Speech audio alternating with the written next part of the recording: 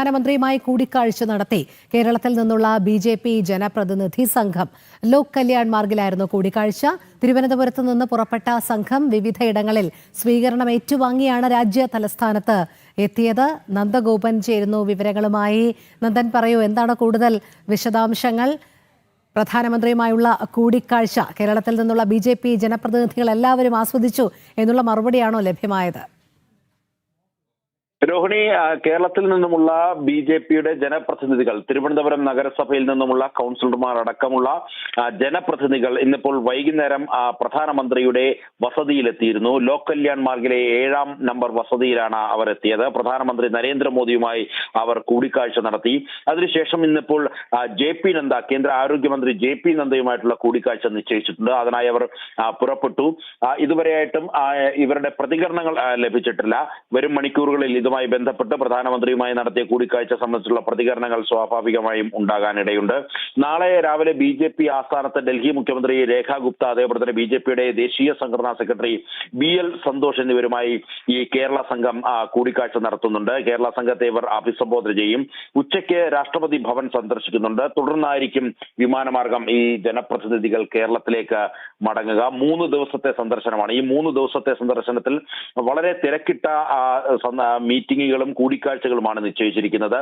ഇന്നിപ്പോൾ രാവിലെ 10 മണിക്ക് ബി.ജെ.പി. ആസ്ഥാനത്ത് കേന്ദ്ര നഗരവികസന കാര്യമന്ത്രി മനോഹർ ലാൽ ഖട്ടറുമായി നഗരവികസനവുമായി ബന്ധപ്പെട്ട് ചില ചർച്ചകൾ നടന്നിരുന്നു. അതുമായി ബന്ധപ്പെട്ട് അദ്ദേഹം മനോഹർ ലാൽ ഖട്ടർ ക്ലാസ് എടുത്തിരുന്നു. വികസിത കേരള സങ്കല്പം സംബന്ധിച്ച് ജനപ്രതിനിധികൾക്കും സംസാരിക്കുവാനുള്ള അവസരം അവിടെ ലഭിക്കുകയുണ്ടായി. ശേഷം ഉച്ചയ്ക്ക് പാർലമെന്റ് ഈ പ്രതിനിധി സംഘം സന്ദർശിച്ചു. അതിനുശേഷമാണ് ഇന്നിപ്പോൾ പ്രധാനമന്ത്രിയുമായിട്ടുള്ള കൂടിക്കാഴ്ച നിശ്ചയിച്ചിരുന്നത്. ഏതായാലും ഇനിയിപ്പോൾ ജെ.പി. നദ്ദ, കേന്ദ്ര ആരോഗ്യമന്ത്രി ജെ.പി. നദ്ദയുമായിട്ടുള്ള കൂടിക്കാഴ്ചയാണ് ഇനി നടക്കാനിരിക്കുന്ന ചടങ്ങ് എന്നുള്ളത്. നാളെ ഡൽഹി മുഖ്യമന്ത്രി രേഖ ഗുപ്തയും അതേപോലെ തന്നെ ബി.ജെ.പി. സംഘടനാ സെക്രട്ടറി ബി.എൽ. സന്തോഷ് എന്നിവരുമായി നാളെ കൂടിക്കാഴ്ച നടത്തും. അതിനുശേഷം രാഷ്ട്രപതി ദ്രൗപദി മുർമുവിനെ കൂടി സന്ദർശിച്ച ശേഷമായിരിക്കും കേരളത്തിൽ നിന്നുമുള്ള സംഘം തിരികെ ഡൽഹിയിൽ നിന്നും മടങ്ങുക. നന്ദഗോപൻ, ഒരു ഇങ്ങ് തെക്ക്, അതിലും തെക്ക് തലസ്ഥാനത്ത് ബി.ജെ.പി. ക്രമേണ വളർന്ന് ഭരണം പിടിക്കുകയാണ്. 50 അർദ്ധ സെഞ്ചുറി നേടുകയാണ്. ആ സംഘത്തെ വിളിക്കുകയാണ് പ്രധാനമന്ത്രി. നോക്കൂ, അഹമ്മദാബാദിൽ ഒരു തുടക്കമിട്ട് ഗുജറാത്ത് പിടിച്ചെടുത്തതിന് സമാനമെന്ന് പറയേണ്ടി വരും. ഈ ഏറ്റവും താഴെത്തട്ടിലേക്ക് വരെ കണ്ണുനട്ടിരിക്കുന്നു പ്രധാനമന്ത്രിയും അമിത്ഷായും ഒക്കെ എന്നതിൻ്റെ ഒരു തെളിവ് ആയി മാറുന്നില്ലേ ഈ കൂടിക്കാഴ്ച നടന്നു കഴിയുമ്പോൾ? അങ്ങനെ വേണ്ട നമ്മൾ മനസ്സിലാക്കാം.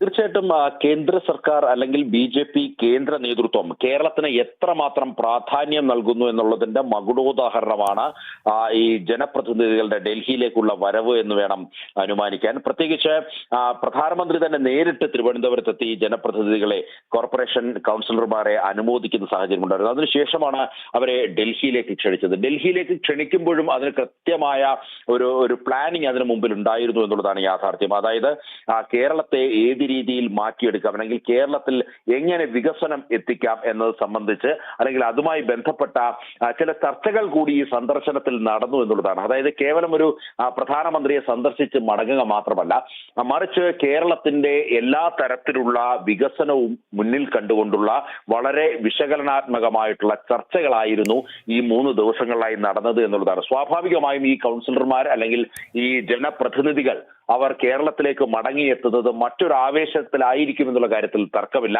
ആ ആവേശം വരുന്ന നിയമസഭാ തെരഞ്ഞെടുപ്പിൽ ബി.ജെ.പിക്ക് കൂടുതൽ ഗുണകരമാകും, അല്ലെങ്കിൽ ബി.ജെ.പിയുടെ ജനപ്രതിനിധികൾ കേരളത്തിന്റെ നിയമസഭയിലേക്ക് ഈ നിയമസഭാ തെരഞ്ഞെടുപ്പോടുകൂടി കൂടുതലായി എത്തുമെന്നുള്ള കാര്യത്തിൽ തർക്കമില്ല. അത്തരം ആവേശമാണ് ഇവിടെ നിന്നും മന്ത്രിമാരിൽ നിന്നും, കേന്ദ്രമന്ത്രിമാരിൽ നിന്നും ഒക്കെ തന്നെ ഈ ജനപ്രതിനിധികൾക്ക് ലഭിച്ചുകൊണ്ടിരിക്കുന്നത്. നേരത്തെ സൂചിപ്പിച്ച പോലെ തന്നെ എത്രമാത്രം പ്രാധാന്യം കേരളത്തിന്, അതേപോലെ തന്നെ തിരുവനന്തപുരത്തിന്, മറ്റ് സ്ഥലങ്ങൾക്കൊക്കെ ബി.ജെ.പി. കേന്ദ്ര നേതൃത്വവും കേന്ദ്ര സർക്കാരും നൽകുന്നു എന്നുള്ളതിന്റെ നേർക്കാഴ്ച കൂടിയാണ് നമുക്കിവിടെ കാണാൻ കഴിയുന്നത്. കൃഷ്ണരാജ്, ശരി, ഒരു നല്ല തുടക്കമാണ്. നോട്ട് ചെയ്തിട്ടുണ്ട് പ്രധാനമന്ത്രി.